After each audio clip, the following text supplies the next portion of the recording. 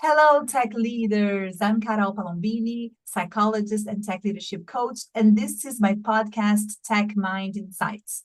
My mission is to be the change agent for tech leaders grappling with communication issues, imposter syndrome, burnout, and the complexities of the leadership role. In this show, I interview leaders and consultants working in the tech space to provide you with real world insights into the challenges of leadership. If you want to be part of the show or have questions you'd like me to ask my guests, send me an email or DM on LinkedIn. And today, my guest is Michael Spidaliere. Welcome, Michael. Thank you very much for having me. How are you? I'm fine. Thank you for being my guest. So please, Michael, can you introduce a little bit of yourself to our audience? Yeah, absolutely. So I am a serial entrepreneur. So I'm working on my fourth company at the moment called First Time Founder Capital. Started it about a year ago. I'm brought in by early stage founders, typically pre-seed to Series A, to help prepare for and succeed in their fundraising. So everything from, narrative build to deliverables, coaching along the way, really all the necessary building blocks in order to get them to that point where they're investable. And then on the other side of the business, I've built up a network of active investors hovering around 350 at the moment, angels, VCs, family offices. I have one-on-one calls with them where I dive into exactly what they're looking to invest in, and then I utilize that thesis data to send clients that are a fit within that fund. So work with the founders to get them to that point where they're investable, have everything in place, understand the narrative, and are ready to attack their fundraise. And then I connect them with investors that are looking to invest in exactly what they're building. And I understand that you have founded four companies already. So can you tell us a little what you learned in your journey and to make you able to help leaders and founders in this way? Yeah, absolutely. It's been about a decade. I started my first company in college. It was four of us. We were running an entertainment startup, definitely a difficult industry to break into. But, as many startup founders can tell you, the learning experiences were astronomical. Waking up every day and having to put a new Fyre out and learn something new every day. It's just absolutely fascinating. So that was sort of what, got me stuck on entrepreneurship. And I continued building after we decided to dissolve that after about 3.5 or so years. Started my last one, my third company out of an accelerator right at the beginning of COVID, a startup studio rather, that was working on bringing together entrepreneurs to build businesses in industries that were hit hardest by COVID. So things like protective equipment for frontline workers and supply chain and food and, industries that were pretty mucked up beforehand, but, really hit their breaking point due to the pandemic.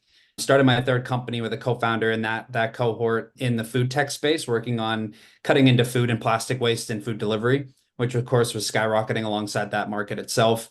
My co-founder was absolutely brilliant. He is a self-proclaimed mad scientist, so he was working on the hardware and software, and that left everything else up to me. So I was, head of business development, head of finance, head of, the fundraising, head of strategy, really, getting the entire business up and running.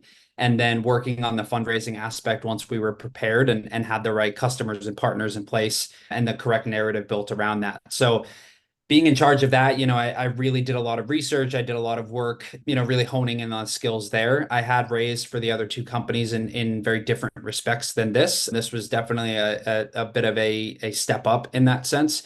So I really dove in and just took in all the data that I could. I had an incredible time building out the strategy, talking to investors, really just the holistic experience. So after this company was, put to bed, certainly a long story there, but I started to do some business development consulting, helping big and small companies with things like new revenue stream assessment, sales strategy audits, go-to-market strategies, all that fun stuff. And then a couple months into that, I started to have some conversations with potential clients that were first-time founders. And as I was talking to them about their business, about what was going on, I started to realize that some of them were making some first-time fundraising mistakes that I'd made in the past and I'd seen friends make in the past. So I dove in and did a little bit of, fundraising, coaching, and consulting, helping with things like building out the core strategy of the raise, valuation targets, who their ideal investor is, all of that. And ended up connecting that first client to an investor from my past who closed that client's round, and it sort of snowballed into where it is today.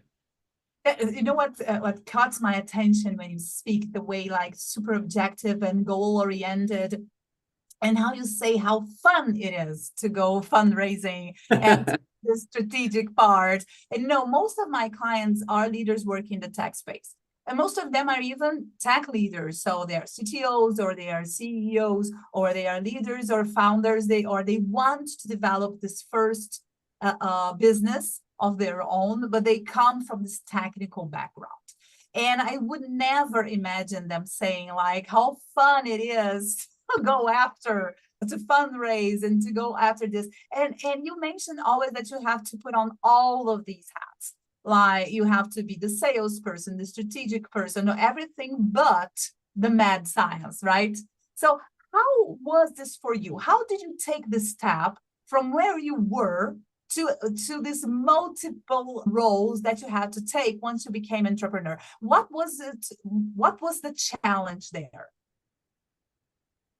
There were a lot of challenges. It was a pretty technical product. It was a, difficult industry in the food tech industry.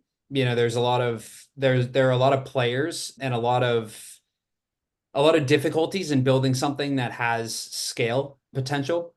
I found that, all the learning experiences, taking on all those different hats, which I had done previously running those two other companies that I started, it really gives me a sense of what the founder is focused on that I'm working with, what they should be focused on, where are the roadblocks, where are the blips that are, not seen by them when they're in this sort of echo chamber of their own making, working with their co-founders. Being able to come in as a previous entrepreneur really gives me the perspective of how they're working and what they're working on and how to build their company to the point where it is investable and it can scale and really reach the goals that they're looking for. I think is a really necessary perspective in the job that I'm doing today. How do you feel about this group of people that usually come to you? They're your clients. It's first-time founders. They are what I see in my perspective is they are passionate about what they are building. So they are, especially when they are building something from the technical side, they are building a technical product. They are super in love with the technicalities of what they're doing. And I see that sometimes it blinds them from other perspective, other needs, or even from a market alignment with what they're doing. How is your perception? What is the biggest mistakes these first founders are making and that you're usually helping with? It's very different per client, but on the technical founder side of things, and even non-technical, I find that a lot of CEOs are in that echo chamber that I mentioned. They've been heads down working on this thing over and over. They've been pitching it. They've been talking to their family, their friends. And, as time goes by, they refine that pitch. They refine the narrative, but sometimes lose some of the gold pieces along the way. So having an outside perspective come in and say, hey, this is the most important aspect of what you're building. This is what is going to resonate with your customers, with investors, with potential partners, really helping them understand what that core messaging needs to be. A lot of times with very technical founders, especially first-time technical founders, they really get into the weeds of the technology that they're building. A lot of times with, the first initial investor calls or, talking to partners or customers, when they really need to, distill that down into something that is manageable and something that the, everyday person in their industry can understand. So it really is, having that outside perspective is extremely important. It's very similar to having an executive or CEO coach, right? Being able to, see your blind spots, tell you when things are, not necessarily hitting the way that you think they are.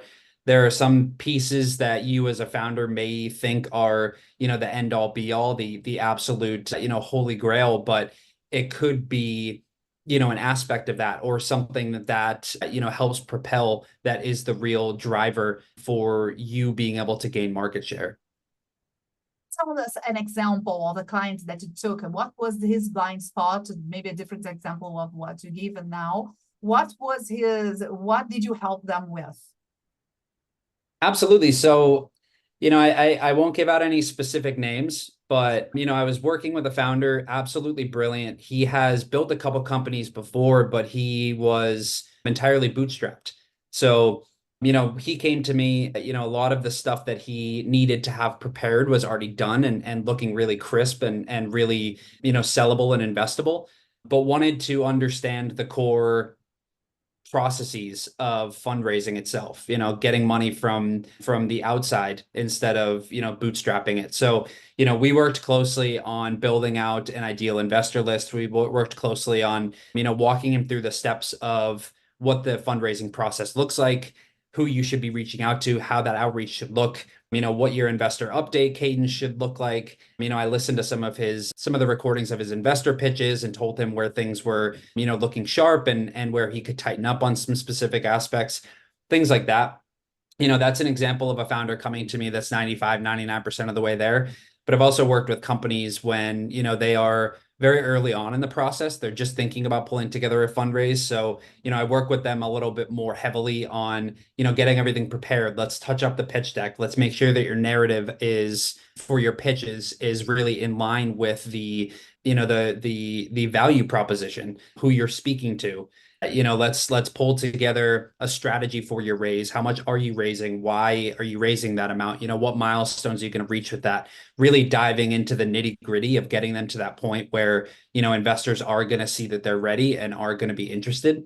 So it's really, one of the fascinating parts of the job where every client that comes to me is at a different starting line.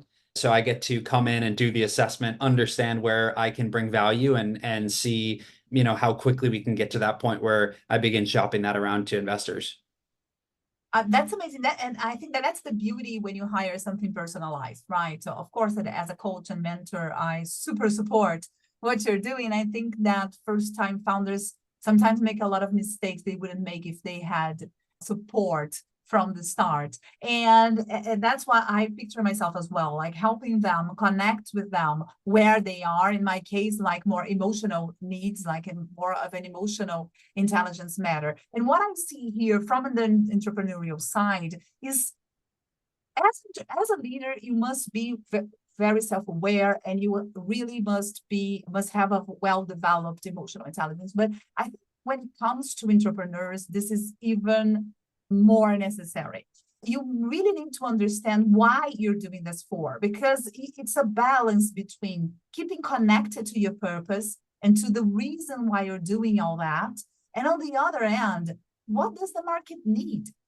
Is this intersection that you have to build your proposition on. But it's easy to lose sight of the audience that you're trying to achieve, or to lose sight of yourself, of what you want to accomplish. So what I sometimes find people like trying to making a career change, sometimes after their 40s or maybe in the middle of their 30s. And what I hear is that was not why I joined this. They lost track in some way of what the purpose of what they're doing this. And they ended up thinking that they have to choose between the options that are given to them at that time, instead of creating a third option and going after what they need that is really in this intersection between what the market wants and what you can actually provide.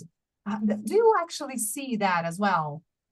Yeah, absolutely. I mean, you touched on a really important part of, the entrepreneur journey there. And I think it's one of the many difficult aspects of building a company and being an entrepreneur, especially a first-time entrepreneur, what I call the shiny object syndrome, right? I mean, the possibilities open up constantly, right? You could be hyper focused on one piece and then have a conversation with someone where they mention, what if this technology was used for this? And having that sort of, rigidity, having that drive and focus on your core value, your core competency as the business, what you're trying to build is imperative. And it's very easy to get sidetracked. So I think it's a very difficult aspect of building a company. Yeah, I have an example of my own, as a matter of fact. When I was working, I was head of HR when I was working in Brazil, and I decided to put together my consultancy. So it was not a startup, it was like a small thing, a coaching and a consultancy business. But then when I was just getting traction and everyone knew me and it was already being referred to, there was this business opportunity to represent this very good app for recruitment. I was super tempted to joining that team because I liked the people that were involved So there's this my side of being a very high, I have high influence on my disc profile. So I'm very sociable. So the people I'm going to work with weigh a lot on my decisions.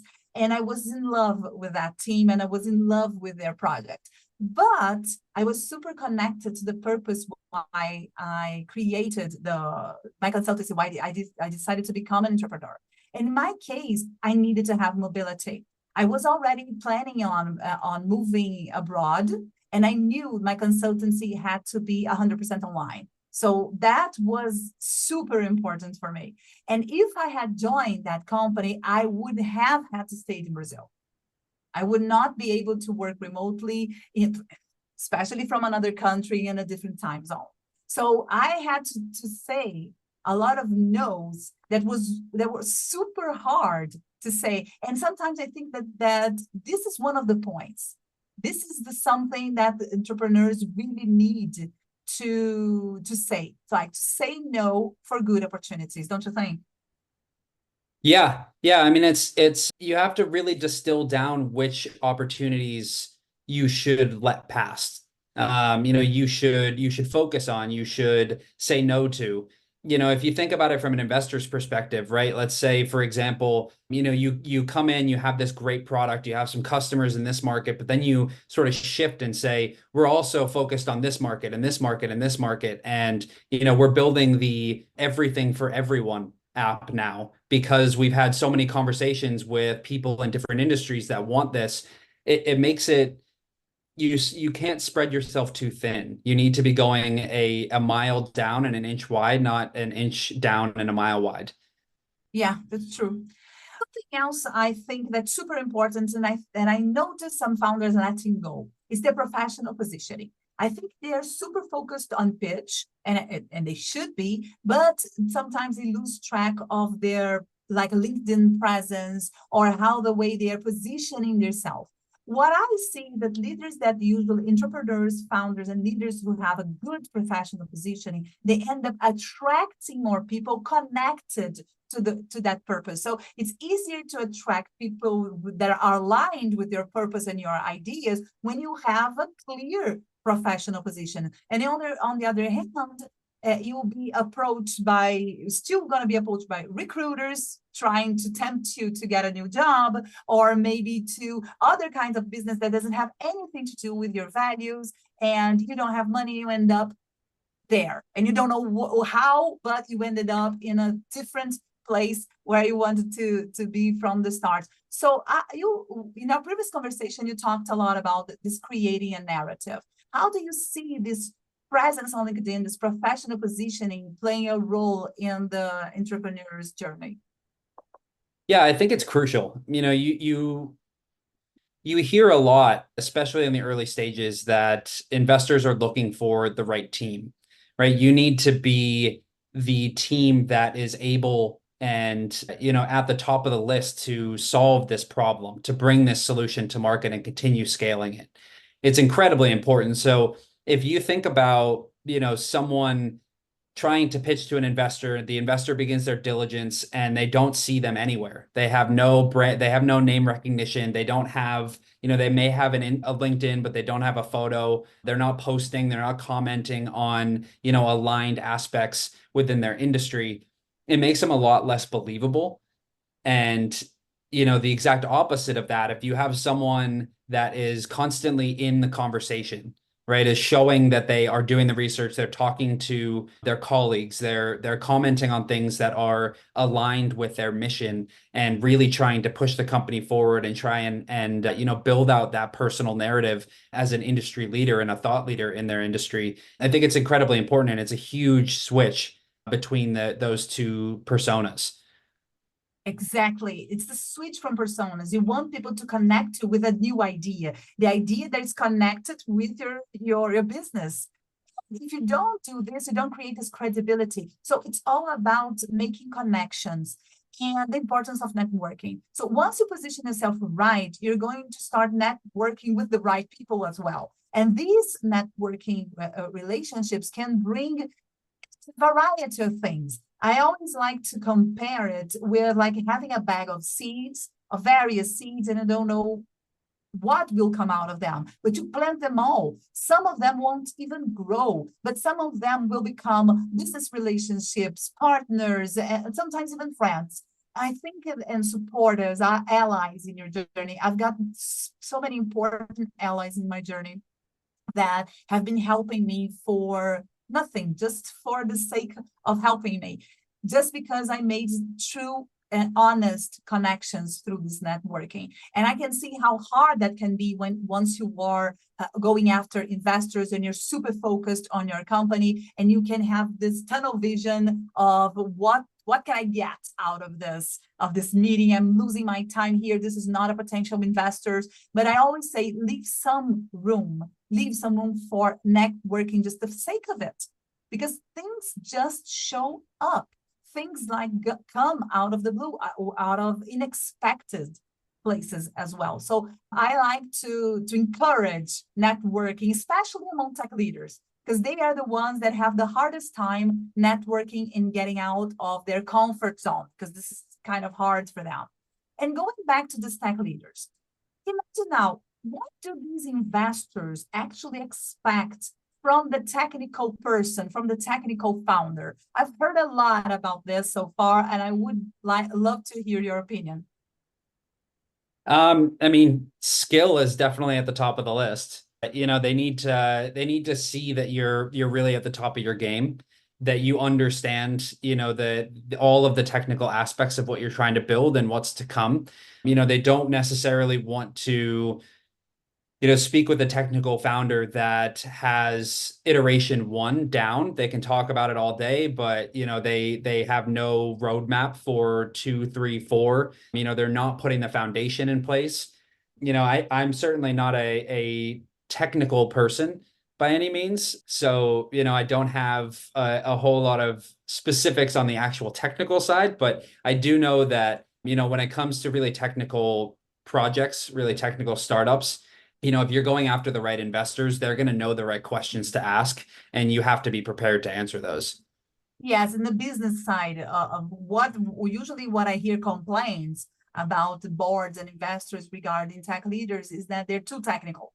So they don't speak the same language, and they don't reach their audience. And sometimes I feel like in matters of positioning, they need to show that they know technically. They need to build the trust that they know technically, because some investors won't actually know how to assess that, but they will know if they can trust you. And I think that goes back to the professional positioning. So if you have a strong positioning, if you have this authority already, and everyone recognizes you as being the person that is able to drive that technology, then it's going to be easier for you to get all these investments. No, I completely agree with you. And I think that's another really important aspect of bringing someone in from the outside to really, you know, help walk through how to distill that down into a digestible narrative for everyone, right? When it comes down to it, let's say you're in the second meeting with an investor that's really well aligned, you know, they start asking technical questions, go for it, have a field day. But in these initial conversations, you know, if you're reaching out to an investor cold and the entire email is extremely technical, then you know it better be an outrageously aligned investor that is also extremely technical, or it's not going to land, and you sort of just wasted your time and theirs. So you want to be able to be technical when it comes down to it, but have the ability to step back and craft the narrative around your company in a less technical way that makes it, like I said, digestible for the everyday person. Yeah, you also mentioned something that I loved, and I would like to talk a little bit further. It's about the CEO syndrome. Remember that we were talking about the documentary, the Fyre Festival. If you're watching this episode and you didn't watch the Fyre Festival documentary, I truly recommend. It's an excellent example of everything that you shouldn't do as an entrepreneur. And I would love to hear comments about what went wrong with that festival that that go from a dream to a nightmare. Yeah, I mean, I think a really strong direct correlation there would be, don't wait until the last hour to get your money, to get the investment. really put him in a sticky situation there. And I think a lot of founders should understand that that is really not the right play. You shouldn't wait until you have, 1 month left of runway, because fundraising takes time. It's a long process. So, you want to leave yourself plenty of runway in order to continue building while you're reaching out for investment, right? If you run out of money in the middle of your fundraising, then that's not going to result in anything good. So I think that was one of the big lessons when he was on the phone an hour before the festival, still trying to secure some extra capital. Yes, and people had already paid for the festival. He had the money from the purchases of the tickets, and still he couldn't have the amount of money that he needed. So if you guys go watch the Fyre Festival, and please let me know in the comments what you thought about it, because it's a very good lesson also on toxic positivity. So what was the name of that guy? I don't remember now. But the CEO of the Fyre Festival, he couldn't hear any criticism. So every time someone from his team decided to approach him with kind of a bad news, and when it all started from the start, it was a little bad news. It was something, okay, we need more time for this, or these tents won't be ready in time, so we have to find another supplier. But he thought, and every person who would approach him with something like that, he would say that he's not a team player, that he didn't believe, the person didn't believe in his dreams, and he pushed away everyone who was trying to wake him up from his toxic positivity. He could not hear anyone else. He was blinded by his own dream. And you see, it's like from the documentary that he really believed that he was going to get there. Up to a certain point. I think that there was a point there that I think that he knew he wasn't going to make it, but he couldn't go back anymore. Like he was in a dead end. He had to go through with the festival. So as we were mentioning, if he had outside perspective, he wouldn't have been in that situation, right? And being open to hearing it is extremely important. I think that, being coachable, being flexible is an incredibly important trait for a founder. You need to be able to hear negative comments. You need to be able to hear criticism and understand what you should actually be focusing on, what you should be taking away from that, and how that can make you as a CEO and your company better, which again is not the easiest thing to do. Yes, you have to put your ego in check, and you have to be humble and understand how you deal with frustration. And again, going back to the emotional intelligence part of it, self-awareness and self-management is crucial, because you are going to get disappointed. If that's something something that is certain throughout an entrepreneurial journey, it's going to have a lot of disappointments. You're going to get frustrated. So take that as a certainty and learn to deal with frustrations. And you will deal with the frustrations along the path the same way you have been dealing with them in the past. So it's easy to assess, how have I been dealing with criticism, to know if you're ready to take the step, and if you have to do something to develop this frustration for tolerance on the side. So if you have a mentor to guide you through the way and show you and have this outside perspective, it's amazing. But it's going to be useless if you're not ready to take any bad comments, if you're not ready to take any criticism. So the entrepreneurial skills are really mixed with emotional intelligence, with relationship skills, because in the end, you're going to need them to be able to pull through and get to the other side with your business intact. Yeah, absolutely. I mean, I can tell you from personal experience, I've gone through a lot of extremely difficult times in the startup world, the highest highs and the lowest lows. And it's not for the faint of heart, right? It's very, very easy to be in one of those low scenarios and just leave it all behind and just quit. And I think that, I want to say it was Jason Calacanis that said that most CEOs don't fail because they didn't have enough money. Most CEOs failed because they gave up. And I think it's incredibly easy to be so discouraged when, you're feeling really great about the company and then you get, 30 no's from investors right off the bat, right? You have a bunch that haven't replied, you have conversations and they're just not quite getting it, or, they have competitive investments. It's very easy, especially in the fundraising process, to be incredibly discouraged. But if you continue to make iterations that make sense and really sharpen up your edges, then you will eventually break through if the company is, in a market that wants what you're building and you're speaking to the right investors. And of course, a million other things are in place. But certainly very easy to get lost in it. But going back to the CEO syndrome comment, I just wanted to explain that a little bit. So I call this mentality the CEO syndrome, where you have a founder that is always thinking from A to Z, right? So the start of the company, of course, is A, and Z is, what are the amazing things they're going to be able to do when this is $1 billion company? What markets are they going to change? Who are their customers going to be? What sort of influence are they going to have? How powerful are they going to be?